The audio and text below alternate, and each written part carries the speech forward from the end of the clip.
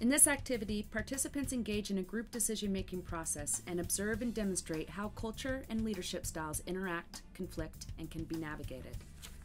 This activity uses a fishbowl format, where participants are arranged in two concentric circles. The inner group is the group being observed by the outer group. The inner group draws slips of paper with cultural characteristics that they each assume, and then attempt to plan an event together. For an updated sheet of cultural characteristics to use in this activity, see the website. Be sure the participants on the outer circle know how to take mental or physical notes about interactions so they can be prepared to reflect after the activity. Tips. Be sure also to review the identities that are in the mix for the fishbowl so that there is a good balance of personality traits. Additionally, you can also create slips of paper with the leadership style types, mainstream, traditional, and bridge builder, and have each participant draw one type and one personality trait.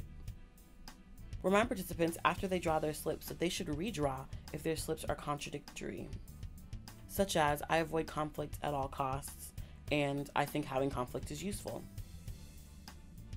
Ask participants to identify a concrete plan by the end of their 10-minute meeting to encourage some of them to take on more of a leadership role while staying in character.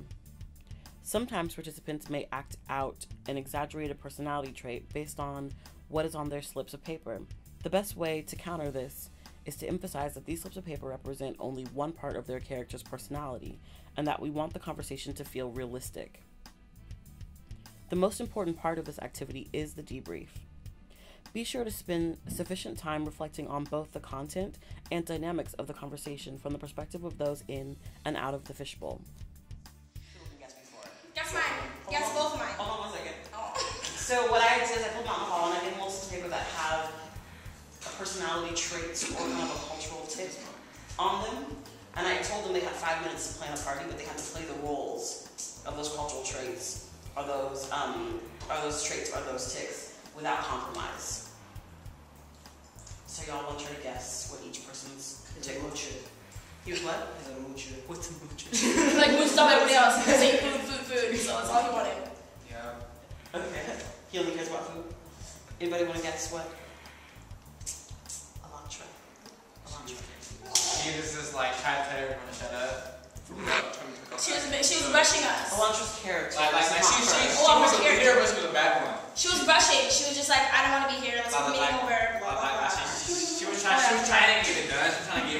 She was trying to get everyone else to do it, which is a of a leader, but she was going about it the wrong way. She was organizing folks, but not necessarily communicating effectively. And then this girl.